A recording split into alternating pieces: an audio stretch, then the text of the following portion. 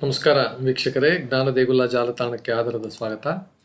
ಇಂದು ತಾರೀಖು 20/6/2026 ಶನಿವಾರ, ಶ್ರೀ ಶಕ 1949 ಶ್ರೀ ಪರಾಭವನಾಮ ಸಂವತ್ಸರದ ಉತ್ತರಾಯಣದ ಗ್ರೀಷ್ಮ ಋತು ನಿಜ ಜ್ಯೇಷ್ಠ ಮಾಸದ ಶುಕ್ಲ ಪಕ್ಷ ಷಷ್ಠಿ ತಿಥಿ.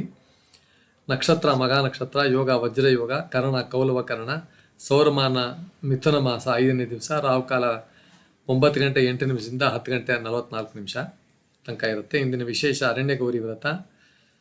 ಈ ಪಾರ್ವತಿ ದೇವಿಯ ಆರಾಧನೆಗೆ ಸಂಬಂಧಿಸಿದ ಪವಿತ್ರ ವ್ರತ. ಅರಣ್ಯ ಎಂದರೆ ಕಾಡು ಅಥವಾ ಪ್ರಕೃತಿ. ಈ ವ್ರತದಲ್ಲಿ ಪ್ರಕೃತಿಯ ಪಾವಿತ್ರ್ಯ, ಮಾತೃಶಕ್ತಿ, ಸೌಭಾಗ್ಯ, ಕುಟುಂಬ ಕ್ಷೇಮ ಇವುಗಳಿಗಾಗಿ ದೇವಿಯನ್ನು ಪ್ರಾರ್ಥಿಸಲಾಗುತ್ತದೆ. ಕೆಲವು ಪ್ರದೇಶಗಳಲ್ಲಿ ಮಹಿಳೆಯರು ಮರಗಳಿಗೆ ಪೂಜೆ, ಗೌರಿ ಆರಾಧನೆ, ಮಂಗಳ ದ್ರವ್ಯ ಸಮರ್ಪಣೆ ಮಾಡ್ತಾರೆ.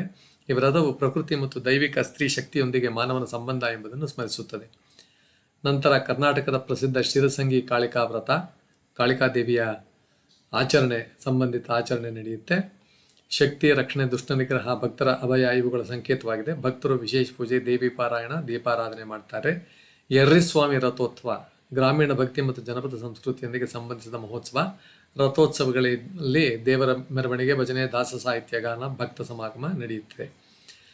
ಇನ್ನು ಹಿಂದಿನ ವಿಶೇಷ ಗ್ರೀಷ್ಮ ಆಯನ ವಿಶೇಷ. ಆಯನ ಅಂತಂದ್ರೆ ಸಮ್ಮರ್ ಸಾಲಿಸ್ಟಿಸ್ ಅಂತ. ಗ್ರೀಷ್ಮ ಆಯನ ಅಂದರೆ ಸಮೀಪ ಕಾಲ. ಆ ಸಂದರ್ಭದಲ್ಲಿ ಉತ್ತರ ಗೋಳಾರ್ಧದಲ್ಲಿ ವರ್ಷದ ಅಂತ್ಯದ ದೀರ್ಘ ಹಗಲು ಕಂಡುಬರುತ್ತದೆ.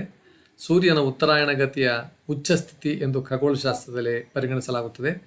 ಪ್ರಾಚೀನ ಭಾರತೀಯ ಖಗೋಳಶಾಸ್ತ್ರದಲ್ಲಿಯೂ ಕೂಡ ಅಯನ ಚಲನ, ಸೂರ್ಯ ಗತಿ, ಋತು ಪರಿವರ್ತನೆ ಇವುಗಳಿಗೆ ಮಹತ್ವ ನೀಡಲಾಗಿತ್ತು. ಇದು ಪ್ರಕೃತಿ ಮತ್ತು ಬ್ರಹ್ಮಾಂಡದ ಚಕ್ರಗಳನ್ನು ಅರಿಯುವ ಒಂದು ಅವಕಾಶ.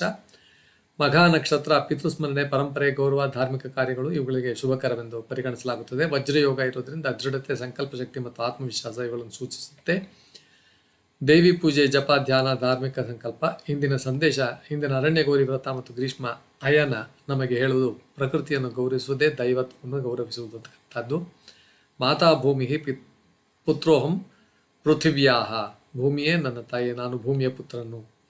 ಶುಭಾಶಯ. ಇಂದಿನ ಪವಿತ್ರ ಷಷ್ಠಿ ತಿಥಿಯು ನಿಮ್ಮ ಜೀವನದಲ್ಲಿ ಆರೋಗ್ಯ, ಶಕ್ತಿ, ಶಾಂತಿ ಮತ್ತು ದೇವಿ ಕೃಪೆಯನ್ನು ತರಲಿ.